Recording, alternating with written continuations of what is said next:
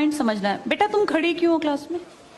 Seat नहीं मिल रही, आगे आ जाओ, थर्ड लाइन में आ जाओ, थर्ड लाइन में बैठा लो बेटा इसको।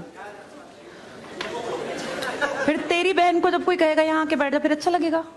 थोड़ा लिमिट में रहना चाहिए ना। बैठ जाओ बेटा। चलो अपने देखो, अपने व्यवहार को ऐसा रखो जैसा तुम दूसरे के साथ करो, तुम्हारी बहन के साथ वही होगा। यहाँ नहीं, जहां वो कॉलेज में जाएगी वहां होगा, बस में होगा, ऑटो में होगा। समाज सबसे मिलके बनता है। तुम घटिया हो ना किसी के लिए, तो तुम्हारी बहन के लिए 100% कोई ना कोई घटिया। भगवान जो है कर्मा रिटर्न्स बैक है, ये सीधी थ्योरी है ये। और ये मैं अपने लिए भी मानती हूँ, मैं अपनी बेटी के लिए भी मानती हूँ। मैं जैसा कर रही हूँ ऐसा ही मेरे साथ होगा, या मेरे घर वालों के साथ। तुम जैसा कर रहे हो ऐसा तुम्हारे भाई बहनों के साथ होगा ही होगा। हम किसी भी बेटी के साथ गलत करेंगे ना, तो अपने आप को इसके लिए तैयार रखना कि मेरी बहन भी पढ़ने निकलेगी। आज छोटी है तो कल निकलेगी। चाचा की बेटी, मामा की बेटी, ऐसा नहीं कोई घर में रिश्ते ही ना हो, माँ भी तो होगी।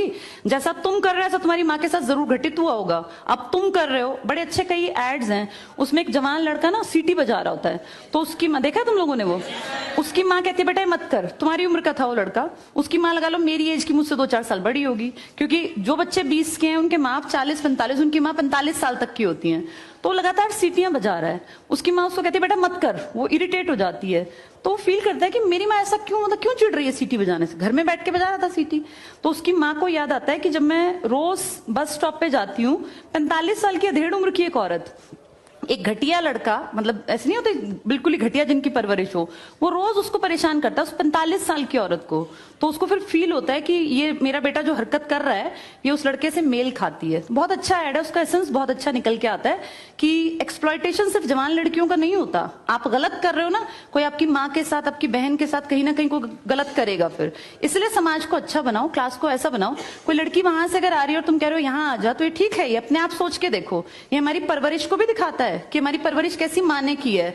अपनी बेटियों को जितने हम संस्कार देते हैं ना, उससे ज्यादा बेटों को देने चाहिए, क्योंकि गलत करने वाले लड़के ही तो है ना, किसी के प्रति गलत कमेंट करने वाले। ये ठीक नहीं होता।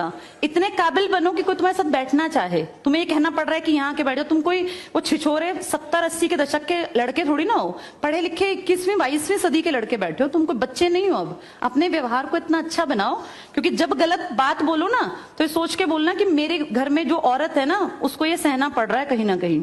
तुम ही लोगों ने समाज बना रखा है, इसको घटिया बना लो चाहे अच्छा बनाओगे तो पूरा समाज अच्छा बन जाएगा। घटिया बनाओगे तो तुम्हारी माँ को भी 100% सुनना पड़ता होगा, क्योंकि ये कर्म है, ये किसी को नहीं छोड़ते। तुम सबको 4 दीवारी में नहीं रख पाओगे। तुम्हारी माँ को भी कहीं ना कहीं बाहर निकलना पड़ता है, चाहे वो मार्केट सब्जी लेने जाती हो, गाँव में रहते हो तो गली में तो निकलती है ना, उसको भी सुनना पड़ता होगा, क्योंकि समाज बनाने वाले तुम ही लोग हो। तो ये ध्यान रखो सबको कि भाई किसी को हमारे किसी भी कमेंट से बुरा ना लगे, और इनको अलग मत समझो। जैसे तुम्हारी बहनें ऐसी ये हैं, पसंद आना कोई अलग बात होती है, पर व्यवहार अच्छा रखना चाहिए। तुम्हारी परवरिश अच्छी माने की है, कम से कम ये दिखा के चलना। चलो ये टॉपिक